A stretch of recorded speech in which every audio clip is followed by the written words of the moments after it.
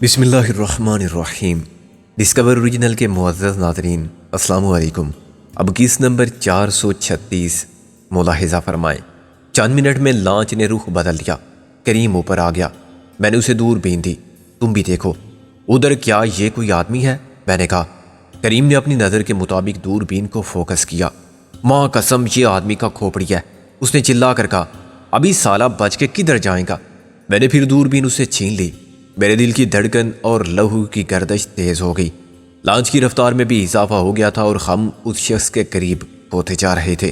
دوربین کے عدسے سے میں مسلسل اس ڈوبتی ابھرتی کالی سی چیز پر نظر رکھے ہوئے تھا۔ جب فاصلہ 2 فرلانگ سے بھی کم رہ گیا تو میرے لیے شک و شبے کی کوئی گنجائش نہ رہی۔ وہ کوئی آدمی تھا جو سمندر کی موجوں سے لڑتا تیر رہا تھا اور ہم سے دور جانے کی سخت جدوجہد میں مصروف تھا۔ بس استاد پیڈرو، میں نے شدت جذبات میں دانت پیس کر کہا، اتنا ہی بھاگ سکتے تھے تم اس دن سے بھاگ رہے ہو جب تم نے میرے والد وزیر خان کو قتل کیا تھا، میری شرافت علی کو قتل کیا تھا، اور تم نے بھاگتے ہوئے بھی ان گنت خون کیے تھے، مگر بالآخر تمہارا اپنا وقت آ گیا ہے۔ تم اب تک وحشی انسانوں کے جنگل میں روپوش ہونے میں کامیاب رہتے تھے، لیکن یہ سمندر ہے، تمہارے لیے اب کوئی جائے پناہ نہیں۔ ہاں، تمہاری لاش کے لیے یہ ایک قبرستان ہے۔ کریم بلوچ میری خود کلامی پر حیران تھا۔ اس نے یہی سمجھا ہوگا کہ صاحب کا دماغ چل گیا ہے، لیکن وہ میرے جذبات کا اندازہ کیسے کر سکتا تھا؟ ایک بہت بڑا اپنے تجربے، اپنی فریب کاری اور اپنی طاقت پر غرور کرنے والا شکاری دامے اجل میں آ گیا تھا۔ میں نے اس پر نشانہ لیے بغیر فائر کیا۔ اتنی دور سے میری گولی ایک ایسے ہدف کو کیسے نشانہ بنا سکتی تھی جو بہت چھوٹا تھا اور لہروں کے ساتھ متحرک تھا؟ خود میں لانچ پر کھڑا ہوا تلاتم کے ساتھ حرکت کر رہا تھا، لیکن میں اسے دہشت زدہ کرنا چاہتا تھا۔ دوسرا فائر کر کے میں نے ایک کہکا مارا، پیڈرو بھاگ، میں تجھے موقع دیتا ہوں، میں نے چلا کر کہا، یہ جانتے ہوئے بھی کہ سمندر کے شور میں میری آواز اس کے کانوں تک نہیں پہنچ سکتی۔ اب میں دوربین کے بغیر بھی اس کے ہاتھوں کی دیوانہ وار جدوجہد کو دیکھ سکتا تھا۔ وہ بار بار پانی میں غائب ہو جاتا تھا، پھر ابھر آتا تھا اور آگے بڑھنے کے لیے سمندر سے لڑنے لگتا تھا۔ یہ زندگی کی محبت تھی اور موت کا خوف تھا کہ اسے شکست تسلیم نہ کرنے پر مجبور کرتا تھا، ورنہ مقابلہ بے سود تھا۔ میں اندازہ کر سکتا تھا کہ وہ کتنا تھکا ہوا ہوگا۔ وہ لانچ کی تیز رفتاری کا مقابلہ نہیں کر سکتا تھا، لیکن وہ پاگلوں کی طرح بھاگ رہا تھا۔ وہ ہمارے ہاتھوں مرنے کے عذاب سے دہشت زدہ تھا۔ میں نے اس پر 2 گولیاں اور چلائیں۔ میں اس پوزیشن میں تھا کہ کوشش کرتا تو اس کو نشانہ بنا لیتا، مگر میں اسے آسانی سے مرنے کی اجازت دینے کے حق میں بالکل بھی نہیں تھا۔ میں اسے زندہ پکڑنا چاہتا تھا۔ محسن نے یہ دیکھتے ہوئے کہ میں اپنی لانچ کے ساتھ دائرے سے نکل کر سیدھا جا رہا ہوں تو انٹرپول کی لانچ کا رخ بھی ہماری طرف کر دیا، لیکن وہ ابھی بہت پیچھے تھے۔ اچانک ہماری لانچ نے ایک جھٹکا لیا، اس کا انجن پھر چلا اور بند ہو گیا۔ میں نے کریم کی طرف دیکھا۔ یہ کیا ہے؟ دیکھے گا صاحب، ابھی استاد ہے اور خرابی مرابی ہوئے گا تو ٹھیک کر دے گا، وہ بولا اور وہاں سے بھاگ گیا۔ گل ایک ٹرے کے ساتھ میرے قریب آئی۔ کیا وہ مل گیا ہے؟ کریم بہت بدحواس تھا۔ میں نے اس کے کہا، ہاں وہ دیکھو، وہ ہے استاد پیڈرو، میرے باپ کا قاتل اور مجھے قتل کے جرم میں پھانسی کے تختے کی طرف لے جانے کی سازش کرنے والا شکاری۔ اس کی موت اسے کہاں لے آئی؟ میں نے 3 بار فائر کی آواز سنی تھی۔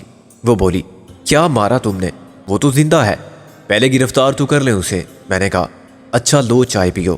گل نے کہا، ناشتہ بھی کر لو۔ میں نے صرف چائے کا مگ اٹھا لیا۔ میری نظر اس شخص پر جمی ہوئی تھی جو اب پھر 100 گز دور چلا گیا تھا۔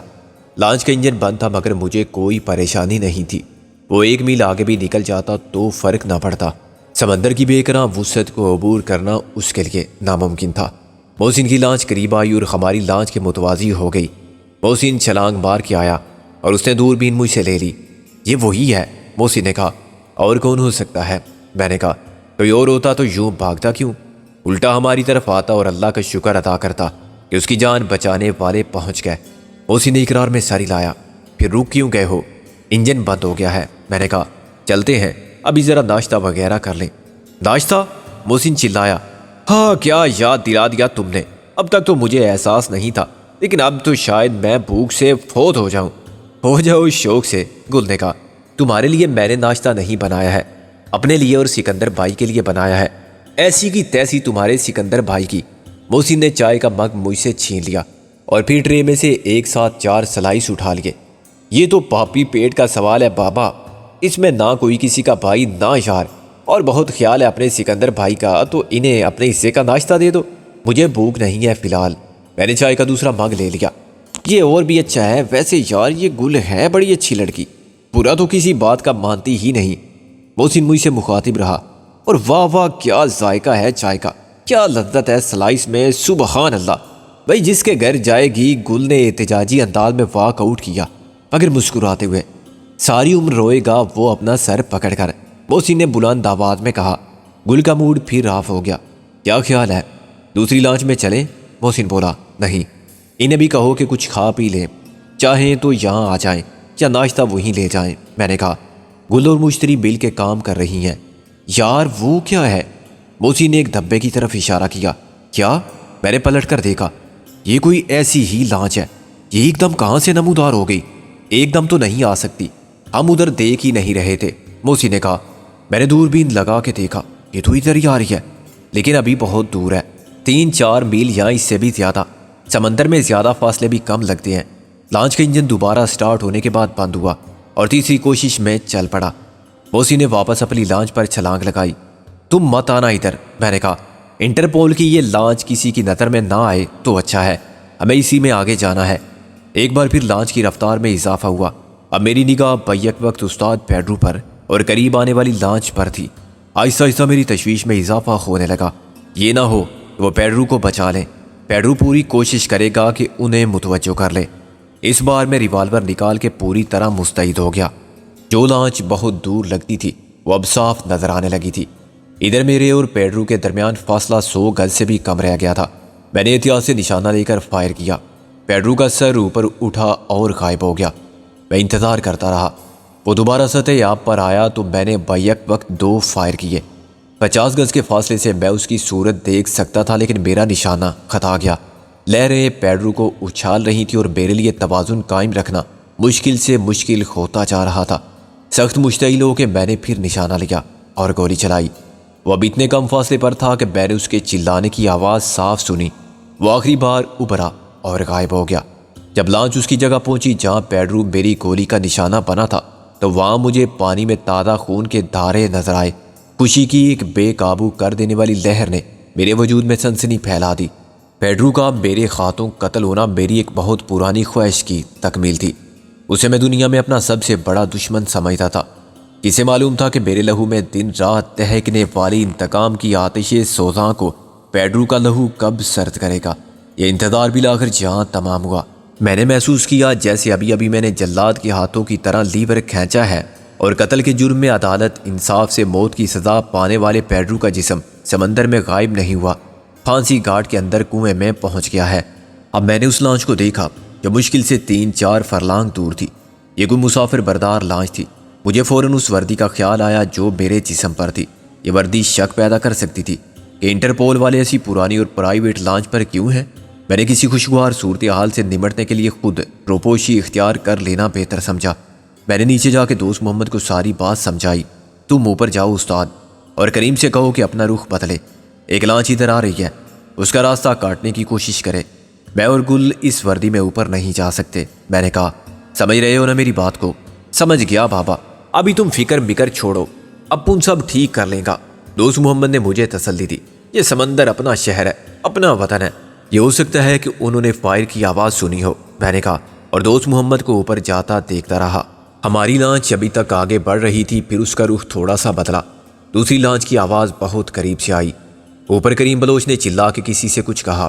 اس کا دوسری لانچ پر سے کیا جواب دیا گیا یہ میں نہ سن سکا، لیکن دوست محمد نے کہکا مارا تو مجھے اطمینان ہوا۔ میں گل کے کمرے میں گھس گیا۔ وہ جوتے اور ٹوپی اتار کے بڑی بے تکلفی سے ٹانگ پر ٹانگ رکھے لیٹی ہوئی تھی۔ مجھے دیکھتے ہی وہ ہڑبڑا کے اٹھی، اس کے بال شانوں پر بکھر گئے۔ لیٹی رہو۔ میں نے سگریٹ چلا کے سامنے والی برتھ پر بیٹھتے ہوئے کہا، مشتری کہاں ہے؟ اپنے اور میرے لیے ناشتہ بنانے گئی تھی۔ تم بہت خوش ہو؟ یہ میری زندگی کا ایک اہم دن ہے، میں نے کہا۔ آج میں نے وہ قرض تو چکا دیا ہے جو ایک بیٹے کی حیثیت سے مجھ پر واجب تھا۔ تمہیں کیا معلوم کہ میں نے کتنی مشکل سے انتقام کی آگ کو دبایا تھا، خود کو قائل کیا تھا کہ میری ذاتی دشمنی کے جذبات میری اس مشن سے زیادہ اہم نہیں، جس کا مقصد چند غداروں کو بے نقاب کرنا اور انہیں کیفر کردار تک پہنچانا ہے۔ لیکن جب یہ شخص میرے سامنے آتا تھا تو میرے زخم تازہ ہو جاتے تھے۔ میری نظروں میں میرے والد کا چہرہ آ جاتا تھا جو انصاف مانگتا تھا۔ تم کو معلوم ہوگا کہ انہیں کیسے رسوا کن طریقے پر اور کتنی بے کسی و بے چارگی کا عذاب دے کر مارا گیا تھا، اور مارنے والے یہی نمک حرام تھے۔ مجھے معلوم ہے، گل نے کہا۔ پاکستان میں میرے مصائب و آلام کی داستان کا حرف اول یہی شخص تھا۔ میں نے کہا، آج اس کی اپنی داستان تمام ہوئی۔ کاش یہ سب تماشا عبرت میں ان سب کو دکھا سکتا۔ چلو چھوڑو سکندر بھائی، اسے اپنے اعمال کی سزا اس دنیا میں تو مل گئی۔ گل نے کہا، ابھی آخرت کی سزا باقی ہے جو زیادہ سخت ہوگی۔ مشتری بڑھ بڑھ کرتی اندر آ گئی۔ لو صاحب جی، اچھا ہوا کہ میں نے کچھ زیادہ ناشتہ بنا لیا۔ صبح سے 3 بار تو بنا چکی ہوں، مگر میں نے تو ایک بار بھی ناشتہ نہیں کیا، اور نہ گل نے۔ ہم پر کیوں خفا ہو؟ میں نے کہا، اجی وہ آپ کا چہیتا کریم، اس کے پیٹ کا دوزخ تو خدا ہی بھرے، ایک بار دونوں کے لیے ناشتہ بنا کے لے گئی تھی، اس کے لیے اور استاد کے لیے، وہ سب چٹ کر گیا، پھر آپ کے لیے اور استاد کے لیے بنایا، اس میں بھی شامل ہو گیا۔ بس اب جلدی سے کھا لو ورنہ وہ پھر آ جائے گا۔ قسم اللہ کی صاحب جی، ایسے راشن نہیں چلنے کا 4 دن بھی۔ مشتری نے چائے بناتے ہوئے زبان کا استعمال جاری رکھا۔ شادی کے بعد کیا ہوگا مشتری؟ میں نے کہا، تم صبح سے شام تک پکاتی رہو گی اور وہ کھاتا رہے گا۔ دراصل اس کے پیٹ میں جن ہے، وہ بیچارہ بھی کیا کرے۔ پیٹ میں جن ہے؟ مشتری کے ہاتھ میں چمچہ لرزنے لگا۔ ہاں، کئی سال سے ہے۔ میں نے بے نیازی کے انداز کو برقرار رکھا۔ بہت جتن کیے، بڑے زبردست عامل آئے مگر اسے نکال نہ سکے۔ پھر ایک بہت بڑے جلالی قسم کے پیر صاحب کے پاس لے گئے اسے۔ انہوں نے کہا کہ جن کیا، جن کے باپ کو بھی نکال دوں میں، ابھی شاید جنات کو حکم دوں تو وہ اندر جا کے اسے کان سے پکڑ لائیں، مگر یہ سمجھ لو کہ گھر کا جن ہے، گھر سے جائے گا نہیں، ابھی تو بوتل میں بند ہے۔ بوتل میں؟ کون سی بوتل میں؟ مشتری کو اس انکشاف نے بد حواس کر دیا تھا۔ اس کے پیٹ میں کوئی بوتل بھی ہے؟ نہیں بھائی، انہوں نے کریم کو ایک بوتل سے تشبیہ دی تھی، ہر طرف سے بند جو ہے۔ میں نے کہا، اب جن باہر آتا تو کس پر آتا؟ ظاہر اس کی بیوی پر۔ بیوی پر؟ کیوں صاحب جی؟ مشتری کی حالت خیر ہو گئی۔ جن تو عورتوں پر ہی آتے ہیں۔ میں نے کہا، اور کریم کے گھر میں بیوی کے سوا کون عورت ہوگی؟ چنانچہ کریم نے کہا کہ چھوڑو، اپن گزارا کرے گا جن کے ساتھ، ویسے خاصا بے ضرر سا جن ہے۔ ہاں، کھانے کو کچھ نہ ملے تو پھر میں نے دونوں کانوں کو توبہ کے انداز میں چھوا۔ پھر کیا ہوتا ہے؟ مشتری کانپتے ہوئے بولی، بھائی سب کچھ ہو سکتا ہے۔ میں نے کہا، آخر وہ جن ہے، کلیجہ چبا لے، خون پی جائے کریم کا، یا دل توڑ دے۔ بس تم خیال رکھنا، کریم کو نہیں، جن کو مزے مزے کے کھانے کھلا کے خوش رکھنا، تمہیں کچھ نہیں ہوگا۔ مشتری کے جاتے ہی گل نے ہنسنا شروع کر دیا۔ اب تک وہ بڑی مشکل میں تھی اور اسے ہنسی ضبط کرنا مشکل ہو رہا تھا۔ آپ بھی حد کرتے ہیں سکندر بھائی، خواہ مخواہ اسے دہلا دیا۔ گل نے کہا، انگریز کہتے ہیں کہ مرد کے دل کا راستہ اس کے پیٹ سے گزرتا ہے۔ میں نے کہا، میں نے مشتری کو کامیاب ازدواجی زندگی کا گر سکھا دیا ہے۔ وہ پیٹ کے جن کو قابو میں رکھے گی تو کریم اس کے قابو میں رہے گا۔ اوپر سے دوست محمد نے مجھے آواز دی، ابھی آ جاؤ، کوئی خطرہ نہیں ہے۔ میں نے اوپر جا کر دیکھا تو وہ لانچ کافی دور جا چکی تھی اور ہم اپنی دوسری لانچ کے قریب پہنچ چکے تھے۔ کون لوگ تھے اس لانچ میں؟ ادھر کیوں آئے تھے؟ میں نے کہا، ادھر اپن سے ملنے کا واسطے نہیں آیا تھا، اپنا راستہ پر جاتا پڑا تھا۔ وہ بولا، اپنا کراچی کا لوگ تھا۔ یہ لانچ کراچی جا رہی تھی؟ تم پہچانتے تھے کسی کو؟ ہاں بابا، سب ہیرا پھیری والا لوگ تھا۔ دوست محمد نے کہا، ادھر کا آدمی ادھر لاتا، مسلمان لوگ کو ادھر سے پاکستان جانے کا ویزا نہیں ملتا، بہت پریشانی سے ملتا ہے۔ اب کسی کو ایک دم جانے کو ہے، اس کا ماں مر گیا ہے ادھر، یہاں شادی مادی ہے، کسی کا نوکری لگ گیا ہے، وہ کیسے آوے گا؟ سب مجبور لوگ ہیں، آدھا خاندان انڈیا میں، آدھا پاکستان میں۔ یہ تو بہت غلط ہو رہا ہے دوست محمد، سب جگہ ہوتا ہے سکندر صاحب، ادھر ولایت میں بھی ہوتا ہے، سارا دنیا سے لوگ ادھر ادھر جاتا ہے۔ دوست محمد نے کہا، امریکہ جاتا ہے اور سارا یورپ جاتا ہے، کیا پکڑا جاتا ہے؟ نہیں پکڑا جاتا۔ انڈیا کا مسلمان لوگ کیا کرے، ادھر بہت تنگ ہے، ابھی جس کو موقع ملتا ہے آ جاتا ہے۔ ایک بار پھر دونوں لانچوں کے قریب آتے ہی ہم سب اکٹھے ہوئے۔ دوست محمد کو میں پہلے ہی سمجھا چکا تھا کہ اسے کیا کرنا ہے۔ جب اس نے اعلان کیا کہ ہم واپس جا رہے ہیں تو کریم بلوچ کا چہرہ اتر گیا۔ تم یہ کیا بولتا استاد، ہم کیسے واپس جائیں گا؟ اسی لانچ میں جائے گا جیسے آیا تھا۔ لیکن استاد خیال کرو مستری کا، اپن کیا خیال کرے گا؟ دوست محمد نے کہا، ابھی تو خیال کر، اس کو کیا ممبئی لے جا کر فلم ہیروئن بنانے کا تھا؟ سالہ چریا۔ میں نے سب کی نظر بچا کے کریم کو آنکھ ماری۔ استاد ٹھیک کہہ رہا ہے کریم، فی الحال تمہارا واپس چلے جانا ہی ٹھیک ہے، اور آپ لوگ؟ کریم سر کھجا کے بولا، ہم آ جائیں گے بعد میں۔ میں نے کہا۔ اس کے بعد آدھا گھنٹہ عمل انتقال میں گزرا۔ میں نے اور موسی نے اپنے 3 سوٹ کیس انٹرپول کی لانچ پر منتقل کیے۔ کپڑے صرف ایک میں تھے جو میں نے سردار جی کو محض ان کا شک دور کرنے کے لیے کھول کے دکھا دیا۔ سردار جی سخت شش و پنج میں تھے۔ ابھی تک ان کو ہمارے بارے میں کچھ معلوم نہیں ہوا تھا اور وہ ہمارے ساتھ تھے تو صرف ایک جذبہ احسان مندی کا اظہار کرنے کے لیے ہم نے انہیں بر وقت مدد کر کے بچا لیا تھا، ورنہ معلوم نہیں ان کا کیا ہوتا۔ جیسے ان کے باقی ساتھی مارے گئے تھے ویسے ہی وہ بھی مارے جاتے۔ ابھی تک مقابلے کا آخری راؤنڈ ہی چل رہا تھا، مگر پیڈرو کے مارے جانے کے بعد حملہ آوروں کا تو صفایا ہو گیا تھا۔ ان کا ایک ساتھی زندہ بچا لیا گیا تھا جو تفتیش کے لیے محفوظ پڑا تھا۔ سردار جی کے پیشہ ورانہ فرائض کا تقاضا تھا کہ وہ اس واردات کی اطلاع فوراً اپنے مرکز کو یا دوسرے ساتھیوں کو دے، لیکن عملی صورتحال یہ تھی کہ وہ آسمان سے گر کر کھجور میں اٹک گئے تھے۔ پہلے ایک خطرناک مجرموں کے گروہ نے انہیں یرغمال بنایا تھا، اب ہم انہیں اپنی مرضی کے مطابق استعمال کر رہے تھے۔ ہم نے ان کی وردیاں پہن لی تھی اور ہمارے پاس انہی کا اسلحہ تھا۔ ہم ان کے میگا فون اور ان کے واکی ٹاکی استعمال کر رہے تھے، جیسے ہمارا نام بھی انٹرپول کے عملے میں لکھا جا چکا ہے۔ ممکن ہے سردار جی اور ان کے برمی ساتھی کے درمیان کسی قسم کی گفتگو ہوئی ہو جس میں انہوں نے ایک دوسرے پر اپنی تشویش ظاہر کی ہو، لیکن ذریعہ اظہار ان کے درمیان کیا تھا۔ سردار جی اپنی مادری اور فادری زبان کے علاوہ انگریزی پر قادر تھے۔ ان کا ساتھی برمی بھی کبھی کچھ کہتا تھا تو معلوم نہیں سردار جی کیا سمجھتے تھے اور کیا نہیں سمجھتے تھے۔ اگر وہ تھوڑی بہت برمی سیکھ گئے تھے تو انہوں نے یہ بات ظاہر نہیں کی تھی۔ ایک دوسرے کی بات سمجھنے کا مسئلہ تو اس سے پہلے بھی ہوگا جب عملے کے سب ارکان ایک ہی لانچ پر دن رات ساتھ رہتے تھے، لیکن اصل بات یہ ہے کہ زبان ایک مؤثر ذریعہ ضرور ہے مگر ابلاغ کے لیے ناگزیر نہیں ہے۔ انسان کی زبان جانور بھی سمجھ جاتے ہیں، اور وہ جو کوئی زبان بول ہی نہیں سکتے اور گونگے کہلاتے ہیں وہ بھی دل کی بات جان لیتے ہیں۔ محسن جب دوسرا سوٹ کیس اٹھا کے لایا تو گل اس کے ساتھ تھی۔ پیچھے کریم نے تیسرا سوٹ کیس سر پر اٹھا رکھا تھا اور یہ دونوں سوٹ کیس خطرناک اسباب سے بھرے ہوئے تھے۔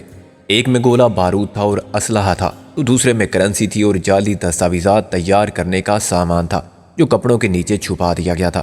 سردار جی نے کہا، بھئی یہ کیا ہو رہا ہے کڑیے؟ اور گل نے بڑی معصومیت سے جواب دیا، جی ان میں زنانہ کپڑے ہیں میرے، آپ کو دکھا دوں؟ سردار جی نے کہا، نہیں یہ بات نہیں۔ گل نے مسکرا کے اور بل کھا کے ایک ادائے ناز سے تھینک یو کہا اور آگے بڑھ گئی۔ سردار جی اب مجھ سے مخاطب ہوئے، بھئی یہ سب کیا ہو رہا ہے؟ میرا مطلب ہے کہ تمہارا سامان ادھر کیوں آ رہا ہے؟ میں نے کہا، کیا موسی نے آپ کو کچھ نہیں بتایا؟ سردار جی نے نفی میں سر ہلایا، مجھے تو نہیں بتایا، ہو سکتا ہے آپ کے دوسرے ساتھی کو بتایا ہو۔ میں نے بات کو طول دینے کی غرض سے کہا، لو جی اس نے کیا سمجھنا تھا؟ اچھا میں پوچھتا ہوں محسن سے، میں نے وہاں سے کھسکتے ہوئے کہا، میرا مقصد اس کام کی تکمیل تک اپنے عزائم کے بارے میں کچھ نہ بتانا تھا۔ اپنی لانچ پر پہنچ کر میں نے دوست محمد سے کہا، اب دیر مت کرو، بھاگ جاؤ فوراً، ایسا نہ ہو سردار جی اڑ جائیں اور ہمیں ان کے ساتھ بھی زبردستی کرنی پڑے۔ زبردستی کرنی پڑے گی، محسن بولا، ابھی نہ صحیح بعد میں صحیح، وہ آسانی سے ہماری بات کیسے مان سکتے ہیں؟ میں نے اور محسن نے واپس انٹرپول کی لانچ پر چھلانگ ماری ہی تھی کہ ہماری لانچ روانہ ہو گئی۔ یہ کیا ہوا؟ تمہاری لانچ تو جا رہی ہے، سردار جی نے کہا، تم کیوں نہیں گئے؟ وہ اب انگریزی میں بات کر رہے تھے۔ ہم آپ کے ساتھ رہنے پر مجبور ہیں، میں نے کہا، اس لانچ میں کچھ ایسی خرابی ہو گئی ہے کہ وہ سفر کے قابل نہیں رہی، وہ کراچی جائے گی اور ہمیں بمبئی جانا ہے۔ لیکن ہم تو بمبئی نہیں جا رہے ہیں، سردار جی نے کہا، ہم ایک خاص علاقے میں پیٹرول ڈیوٹی کرتے ہیں۔ وہ تو ٹھیک ہے لیکن اب ہماری بھی مجبوری ہے، یہاں بھی سمندر میں ہم کیا کریں؟ میں نے کہا، اور آپ یہ کیوں نہیں سوچتے کہ اگر ہم مداخلت نہ کرتے تو وہ حملہ آور اس وقت بھی لانچ پر قابض ہوتے؟ رات سے وہ آپ کو گن پوائنٹ پر چلا رہے تھے، وہ آپ کو زبردستی قطب شمالی یا جنوبی افریقہ بھی لے جا سکتے تھے، آپ کو مار کے لانچ پر قبضہ بھی کر سکتے تھے اور بعد میں لانچ کو غرق بھی کر سکتے تھے، اور تم کیا کرو گے؟ سردار جی نے کہا، ہم آپ سے صرف درخواست کریں گے کہ ہماری مدد کریں۔ میں نے کہا، اور یہ کام کوئی ناممکن یا غیر قانونی نہیں، غیر قانونی تو ہے۔ سردار جی نے کہا، ہم اس علاقے کی نگرانی پر مامور ہیں، یہ ہمارا کام نہیں کہ ادھر ادھر سے مسافر اٹھاتے پھریں۔ میں نے مدد کا لفظ استعمال کیا تھا۔ اگر آپ کسی کو ڈوبتا دیکھیں گے یا کسی جگہ مسافروں کو لے جانے والی کشتی، لانچ یا بحری جہاز سے SOS موصول کریں گے تو کیا مسافروں کو ان کی منزل تک نہیں پہنچائیں گے؟ میں نے کہا، ہم انہیں دوسرے بحری جہاز پر منتقل کریں گے، لیکن تمہارا تو کیس ہی مختلف ہے جو ابھی تک میں سمجھا ہی نہیں، تو پھر یہ بہتر ہوگا کہ آپ اس صورتحال کو اچھی طرح سمجھ لیں۔ میں نے کہا، کیا خیال ہے؟ اگر ہم آپ کے کیبن میں بیٹھ کے بات کریں over a cup of T? مجھے چائے بنانی نہیں آتی، سردار جی نے کہا۔ آپ کو ایک بہترین ہاؤس میڈ کی خدمات حاصل ہیں، اس نے جو وردی پہن رکھی ہے اسے نظر انداز کر دیں۔ وہ ایک سلیقہ مند اور با کمال عورت ہے۔ با کمال تو تم سب ہی ہو، سردار جی نے کہا۔ انگریزی میں اتنی سنجیدگی سے بات کرتے ہوئے ان کی شخصیت بالکل بدل گئی تھی، اور اس سے ظاہر ہوتا تھا کہ وہ اس صورت حالات سے ناخوش ہیں۔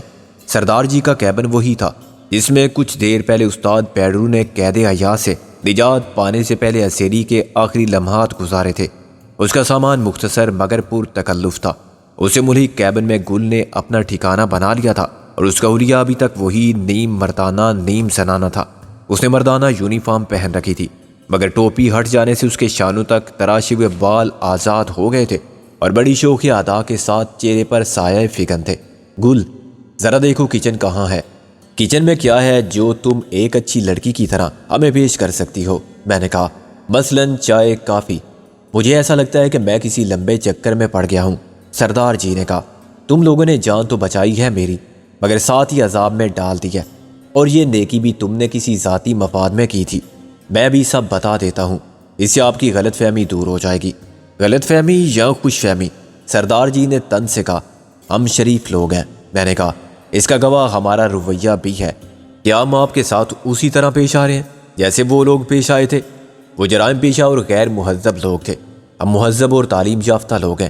کیا اس فرق کو آپ نظر انداز کریں گے؟ آپ نے یہ بھی دیکھا کہ ہم اپنے اور آپ کے دشمنوں سے کیسے نمٹے۔ ہم طاقت کے استعمال میں کم نہیں تھے، ورنہ ان پر غالب نہیں آ سکتے تھے۔ اس کے باوجود ہم آپ کے خلاف جاریانہ رویہ تک نہیں رکھتے۔ آپ کو دلیل سے قائل کرنے کی بجائے ہم طاقت سے مجبور بھی کر سکتے ہیں، مگر ہم ایسا نہیں کریں گے۔ سردار جی کے لبوں پر اطمینان کی مسکراہٹ نمودار ہوئی۔ یار تو بڑا سیاںا بندہ ہے۔ پھر وہ پنجابی پر آ گئے۔ چل خیر، گل کر، بات لمبی ہے، میں نے کہا۔ مناسب ہوگا کہ آپ اپنے ساتھی کو پہلے یہ سمجھا دیں کہ ہم بمبئی کی طرف جا رہے ہیں، مگر ہماری منزل بمبئی نہیں ہے۔ راستے میں کسی جگہ ہم آپ سے کہیں گے کہ مدد کا شکریہ، اب آپ جا سکتے ہیں۔ یہ بات بھی سردار جی کی سمجھ میں نہیں آئی، لیکن انہوں نے کہا، اچھا بھائی، جو کرے کرتار، اور اپنے برمی ساتھی کو میری بات پرائمری کلاس کی انگلش میں سمجھائی۔ اس قسم کی زبان عموماً تار دینے والے استعمال کرتے ہیں۔ انہوں نے کہا، وی گو بمبئی۔ بمبئی؟ برمی نے حیران ہو کر کہا، اور سوال اس کی آنکھوں میں اتر آیا۔ سردار جی نے اس کے شانے پر تھپکی دے کر اسے مطمئن اور پریشان نہ ہونے کو کہا اور واپس چل پڑے۔ محسن ان کے کیبن کا ٹوٹا ہوا دروازہ مرمت کرنے کی کوشش میں مصروف تھا، چنانچہ ہم نے دوسرے کیبن کو استعمال کیا۔ سردار جی راجندر سنگھ، میں نے بیٹھنے کے بعد کہا، سب سے پہلے تم یہ بتاؤ کہ تمہاری لانچ کیسے ہائی جیک ہو گئی تھی؟ کیا میں سگریٹ پی سکتا ہوں؟ پیو بادشاہو، ابھی تھوڑی سی پی لے۔ اس نے ایک سائیڈ ریک سے شراب کی بوتل نکال دی۔ آپ کس قسم کے سکھ ہیں؟ میں نے کہا۔ وہ سب کہاں ہیں؟ کیس، کڑا، کرپان، کنگا اور کاچھا۔ آپ کے 5 ککے؟ صرف کیس نہیں ہے، نوکری کی مجبوری ہے، باقی وائے گرو دی کرپا سے سب ہے، سردار جی نے کہا۔ آپ پر تو شاید سگریٹ بھی حرام ہے۔ وہ تو آپ لوگوں پر بھی شراب حرام ہے، مگر کیا مسلمان شراب نہیں پیتے؟ میں نے خود کراچی میں بار دیکھے ہیں۔ وہ خفا ہونے لگا۔ میرا مطلب آپ کی دل آزاری نہیں تھا، اور ان سوالات کا تعلق ذاتیات سے نہیں تھا۔ خیر آپ فرمائیں۔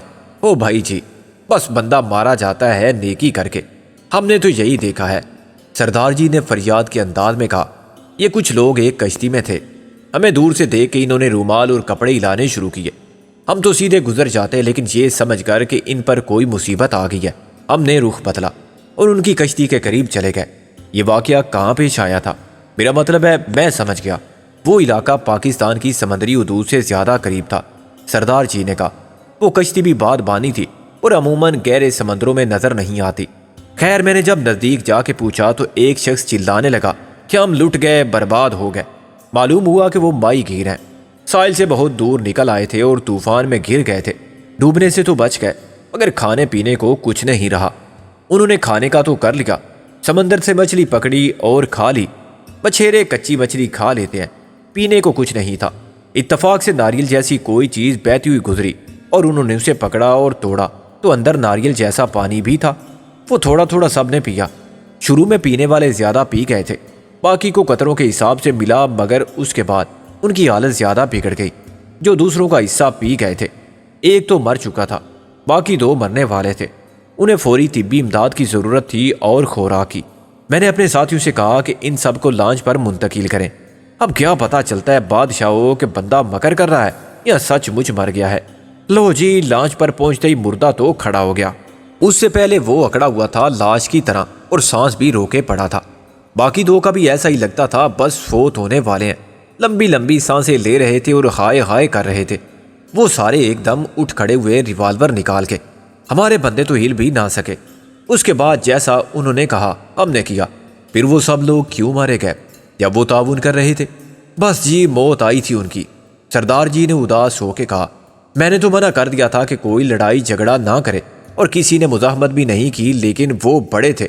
سردار جی نے چند گالیوں سے پیڈرو کے ساتھیوں کی صفات بیان کرتے ہوئے کہا، انہوں نے کہا کہ یہ تو بڑا مشکل ہے کہ ایک بندے پر ایک بندہ کھڑا رہے۔